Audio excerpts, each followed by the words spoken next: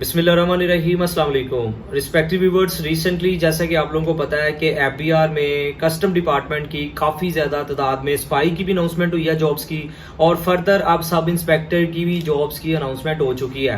Spy की तो तकरीबन 1500 से ज़ायद पोस्टों की मतलब नंबरिंग बनती है ऑल ओवर द पाकिस्तान के, जिसमें कैंडिडेट्स एलिजिबल हैं।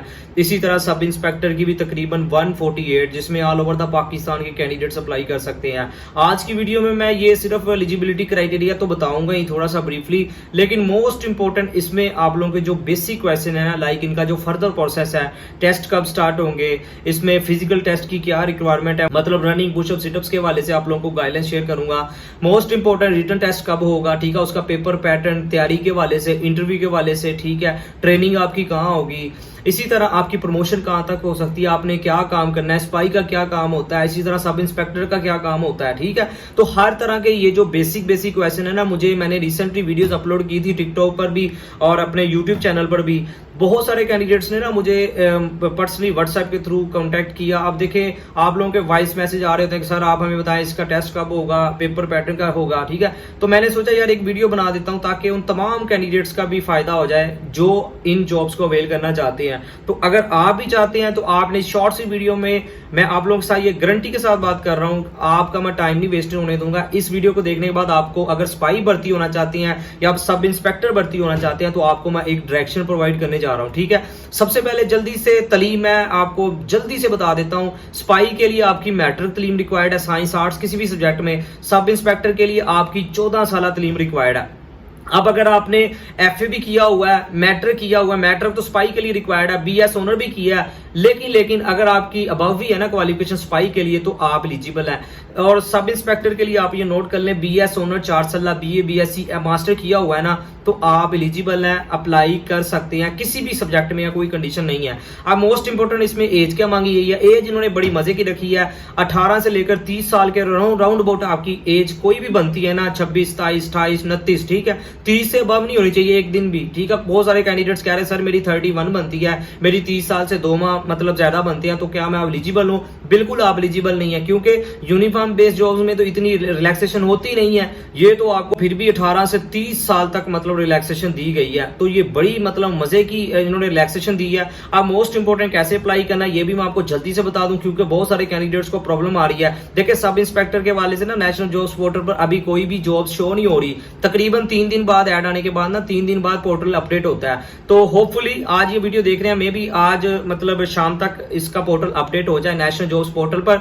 इसी तरह स्पाई के वाले से भी, ठीक है, उनकी तो जॉब्स ऑलरेडी अप्लाई स्टार है, ठीक है। उसकी 20 जुलाई लास्ट डेट है, इसकी 25 होगी। सब इंस्पेक्टर की नेशनल जॉब्स पोर्टल पर जाएं, वहां जाकर अपनी सबसे पहले अकाउंट को एक्टिवेट करें, देन अपनी प्रोफाइल को 100% कंप्लीट करें और आप अपना अप्लाई करें किसी भी पोस्ट पर। दोनों पर करना चाहते हैं तो अप्लाई करें। अब मोस्ट इंपोर्टेंट, अगर किसी ने मेरे टीम मेंबर से अप्लाई करवाना है, ठीक है, उसके चार्जेस होंगे, बायो में आपको नंबर मिल जाएगा डिस्क्रिप्शन में। तो अगर आप अप्लाई करवाना चाहते हैं तो आप मेरे टीम मेंबर से भी अप्लाई करवा सकते हैं, ठीक है। फर्दर इसमें मोस्ट इंपोर्टेंट सिलेक्शन प्रोसेस की बात करते हैं। अब जो मेन आज की वीडियो के पॉइंट्स हैं सिलेक्शन प्रोसेस में, अब कुछ कैंडिडेट्स कह रहे थे कि अप्लाई के कितने दिन बाद हमें टेस्ट के लिए मेल आएंगे। सबसे पहले आप ये नोट कर लें, आप लोगों का फिजिकल रिक्वायरमेंट होगी, मतलब कि फिजिकल टेस्ट होगा जिसमें आपकी हाइट की मेजरमेंट होगी, चेस्ट की मेजरमेंट होगी, ठीक है। देन आप लोगों का रनिंग टेस्ट होगा। रनिंग टेस्ट आप ये नोट कर लें, आपने 1 माइल कवर करना है कितने मिनट्स में? 7 मिनट्स में। फीमेल ने कितने में करना है? 10 मिनट्स में। अब एक चीज और नोट कर लें, रनिंग में ना कुछ कैंडिडेट्स अगर आप रनिंग को 7 मिनट की बजाय 4 मिनट में कर लेते हैं ना, तो फिर आपको अगर 20 मिनट या 25 मार्क्स टेस्ट के रखते हैं रनिंग के, तो आपको पूरे बटा मतलब फुल मार्क्स मिलेंगे। ये आपने नोट कर लेना है। इसी तरह अगर आप 5 या 6 फर्दर 7 में कवर करते हैं तो फिर आपको उसके अकॉर्डिंग कम मार्क्स मिलेंगे। ये इन्होंने थोड़ा सा ना डिफरेंट क्राइटेरिया रखा है। हालांकि जो रिक्वायरमेंट है उसी के अकॉर्डिंग करना चाहिए, फुल मार्क्स देने चाहिए, लेकिन जो लास्ट के अकॉर्डिंग है ना वो मैं बता रहा हूं, ठीक है। देन इसमें पुशअप्स भी होंगे, 25 to 30 पुशअप्स आपने ये भी लगाने हैं, ठीक है। आपने अच्छे से प्रैक्टिस करनी है, रनिंग, पुशअप, सिटअप्स, इसकी आपने पहले से आज से ही अगर आप विश रखते हैं ना इन जॉब्स को वेल करना, तो आपने ये फिजिकल क्राइटेरिया की प्रैक्टिस अभी से स्टार्ट कर देनी है, क्योंकि इसमें कोई कॉम्प्रोमाइज नहीं होगा। अब मोस्ट इंपोर्टेंट आपका जो फिजिकल रिक्वायरमेंट है ना, ये टेस्ट रनिंग वगैरह कब तक होंगे? अब बहुत सारे कैंडिडेट्स के मुझे मैसेज आ रहे थे, ये आप नोट कर लें, तकरीबन 1.5 से 2 माह के अंदर अंदर ना आप लोगों को ईमेल या मैसेज के थ्रू अपडेट कर दिया जाएगा कि आपका फिजिकल टेस्ट होने जा रहे हैं जिसमें रनिंग टेस्ट, पुशअप, सिटअप्स, ये सारी रिक्वायरमेंट है जैसा कि ऑलरेडी बता चुका हूं। अब ये रनिंग टेस्ट ये कौन आपका मतलब कंडक्ट करेगा, ये डिपार्टमेंट ही कंडक्ट करेगा। नॉर्मली एपीआर का जो कस्टम डिपार्टमेंट है ना, तो यही कंडक्ट करता है, ठीक है। मतलब कि NTS, OTS, UTS, APSC, PPSC के थ्रू कोई इस तरह का सीन नहीं होगा। कुछ कैंडिडेट्स पूछ भी रहे थे, सोचा मैं बता देता हूं। देन जो कैंडिडेट्स भी रनिंग, पुशअप, सिटअप्स में क्वालिफाई कर लेंगे, अपनी रिक्वायरमेंट को पूरा करेंगे, तो फर्दर ही उन्हीं कैंडिडेट्स का होगा रिटन टेस्ट। रिटन टेस्ट लाजमी होगा, ये आपने नोट कर लेना है, ठीक है। जनरल सा पेपर होगा 50 एमसीक्यूज पर मुश्तमिल। ये मैं स्पाई की बात कर रहा हूं, सब इंस्पेक्टर के लिए 100 एमसीक्यूज पर मुश्तमिल पेपर होगा, ठीक है। तो ये आपने नोट कर लेना है। रनिंग टेस्ट लाजमी होगा। देन आप लोगों का मतलब ना साइकोलॉजिकल असेसमेंट टेस्ट भी होगा, वो इंटरव्यू के साथ होगा, ठीक है। इंटरव्यू के वाले से इंशाल्लाह मैं नेक्स्ट एक सेपरेट वीडियो बनाऊंगा। बाकी कोई इतना डिफिकल्ट नहीं होता वो, उसमें जस्ट आप लोगों का ना साइकोलॉजिकल मतलब आपका मेंटल लेवल चेक किया जाता है, आपका जनरल बेस लेवल चेक किया जाता है। वो इंशाल्लाह मैं पूरा एक फॉर्मल वीडियो बनाऊंगा जिसमें आपकी ड्रेसिंग से लेकर मतलब कमरे से एंटर होने से लेकर कमरे से बाहर और क्वेश्चन आंसर का जो भी सेशन होता है वो एक सेपरेट वीडियो में फॉर्मल वीडियो आप लोगों के साथ शेयर करूंगा। तो अगर चैनल पर नहीं है तो अपने चैनल को जरूर सब्सक्राइब कर लेना, अगर आपको मतलब पता चले कि भाई मुझे इस चैनल की नीड है। अगर नीड है तो जरूर सब्सक्राइब कर लीजिएगा। देन आप लोगों का अगेन मेडिकल होगा, मेडिकल के साथ ही आप लोगों की फिर ट्रेनिंग स्टार्ट हो जाएगी। ट्रेनिंग आपकी कहाँ होगी, ट्रेनिंग आप ये नोट कर लें, उसकी जो ड्यूरेशन होगी वो 6 मंथ की होगी। बहुत सारे कैंडिडेट्स कह रहे थे कि साल की होती है, 8 मंथ की होती है, नहीं ऐसा नहीं होता। 6 मंथ की आपकी ट्रेनिंग होगी, वो भी किसी एयरपोर्ट पर या किसी पोर्ट्स वगैरह, कराची बंदरगाह या मतलब इसके अलावा ग्वादर बंदरगाह, वहां आपकी मतलब ट्रेनिंग हो सकती है, ठीक है। ट्रेनिंग के साथ ही आप लोगों की स्टार्टिंग सैलरी आप ये स्पाई के लिए नोट कर लें। स्पाई की जो स्टार्टिंग सैलरी है ना वो नॉर्मली तकरीबन 38 टू 44,000 के राउंड आपकी स्टार्टिंग सैलरी होगी। इसमें आप ये नोट कर लें।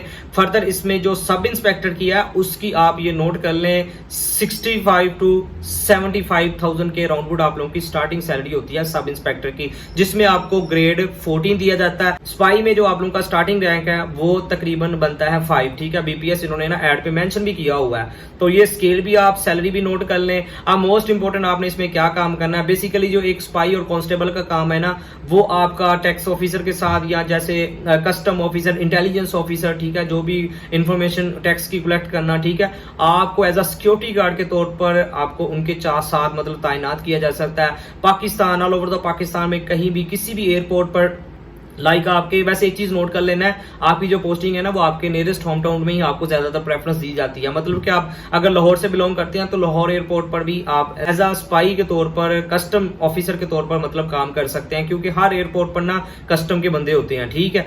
तो प्रेफरेंस आपको अपने सिटी के अकॉर्डिंग दी जाएगी। बाकी में भी आपको आउट ऑफ सिटी भी मतलब स्टार्टिंग में डिप्लॉय किया जा सकता है। अब एक चीज आपने नोट कर लेनी है, एड में ना इन्होंने कॉन्ट्रैक्ट बेस्ड जॉब्स मेंशन किए हैं 2 साल का, लेकिन आपने बिल्कुल परेशानी होना, ये बिल्कुल परमानेंट ही आप इसको समझे, ठीक है। फर्दर आपको परमानेंट कर दिया जाएगा। एक चीज और आपने नोट कर लेनी है, सैलरी के साथ साथ ना आप लोगों को कुछ और भी काफी अदर बेनिफिट्स मिलते हैं। मतलब कि कोई ज्यादा फैसिलिटीज नहीं मिलती, लेकिन इसमें आपकी जैसा कि एक अच्छी रेपुटेशन, कस्टम में आप भर्ती होना है, यूनिफॉर्म आपके सामने है, ठीक है, ये आपको शो हो रहा है। एक अच्छा पर्सनैलिटी बेस आपको यूनिफॉर्म दिया जाता है, ठीक है। और फर्दर इसमें आपको रहाइश की भी साथ साथ मतलब फैसिलिटीज दी जाती है। खाने पीने का वो आपने साथ साथ मतलब अरेंजमेंट करना होता है। बाकी कोई गाड़ी शाड़ी, ठीक है, कोई इस तरह का कोई सीन नहीं होगा, ना ही सब इंस्पेक्टर के लिए ना ही स्पाई की पोस्ट के लिए, ठीक है। अब मैं दोनों का साथ साथ इसलिए कंबाइन शेयर कर रहा हूं आप लोगों के साथ इन्फॉर्मेशन, क्योंकि मुझे फिर सेपरेट से बनानी पड़नी थी, तो इसलिए मैंने सोचा कि आप लोगों के साथ कंबाइन इन्फॉर्मेशन इन दोनों पोस्टों की शेयर कर देता हूं, ठीक है। अच्छा, देन इसमें ना प्रमोशन बात कर ले, स्पाई के लिए थोड़ा सा ना डिफिकल्ट है। मतलब कि अगर आपकी साथ साथ क्वालिफिकेशन आप उसको कंटिन्यू रखते हैं, जो कि बड़ा मतलब ना मुश्किल काम होता है, साथ साथ अपनी एजुकेशन को भी कंटिन्यू रखना, ठीक है। तो अगर आप अपनी एजुकेशन को कंटिन्यू रखते हैं, ठीक है, आप ज्यादा देर मतलब अपना टाइम स्पेंड करते हैं, ये ना हो कि आप 2 साल के बाद या 3 साल के बाद इसको ना कह दें कि मैंने इसको नहीं मतलब अवेल करना। फर्दर आपकी कैपेबिलिटी, ठीक है, उसको भी जज किया जाता है। तो आपकी प्रमोशन सब इंस्पेक्टर तक भी आप जा सकते हैं, कस्टम ऑफिसर, इंटेलिजेंस ऑफिसर तक भी आप जा सकते हैं, लेकिन उसके लिए आपको कंटिन्यूसली एजुकेशन के साथ अपने आप को भी एक अच्छी आपकी प्रोफाइल होनी चाहिए, फिर आपकी प्रमोशन हो सकती है, ठीक है। सब इंस्पेक्टर के लिए इंटेलिजेंस ऑफिसर तक जाना वो बड़ा ही मतलब ना एक आसान होता है। जैसा कि आप लोगों को पता है कि एपीएससी के through intelligence officer, custom officer की जॉब्स आती रहती हैं, तो वो अगर साथ साथ अगर उसकी एजुकेशन अच्छी है, मतलब कि ग्रेजुएशन है, अपना मतलब साथ साथ फोकस करते हैं, क्योंकि डिपार्टमेंट के एम्प्लॉइज होते हैं ऑलरेडी जहां आपने मतलब काम कर रहे होते हैं, तो अगर आप रिटन टेस्ट को अच्छे से क्वालिफाई कर लेते हैं तो इंटरव्यू में आपको यकीनन प्रेफरेंस, बात की डिपार्टमेंटल भी प्रमोशन होती है लेकिन उसमें थोड़ा सा टाइम लगेगा, ठीक है। तो ये कुछ इस तरह का सीन है अगर आप स्पाई या सब इंस्पेक्टर की प्रमोशन की बात करें।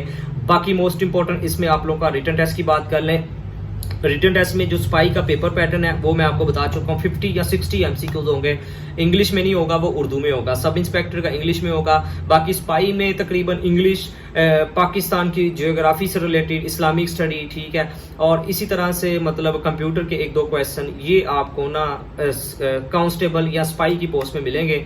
और फर्दर जो सब इंस्पेक्टर का पेपर होगा वो थोड़ा सा डिफिकल्ट होता है एज कम्पेयर टू, क्योंकि उसमें ग्रेड 14 आपको मिलना है और 100 क्वेश्चन होंगे, ठीक है। इंग्लिश, इस्लामिक स्टडी, पाक study, general knowledge, geography, world geography, ठीक है, इसी तरह बेसिक मैथ, ठीक है। ये सारे पेपर में आपको इसी तरह का जनरल पेपर आपको मिलेगा।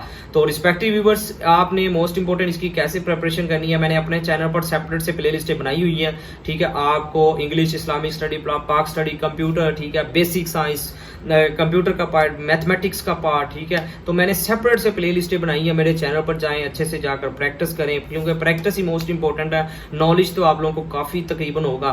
बाकी अगर वेबसाइट्स किसी से मतलब करना चाहते हैं तो पाक एमसीक्यूज, ठीक है, या एग्जाम मीडिया के थ्रू भी आप कर सकते हैं।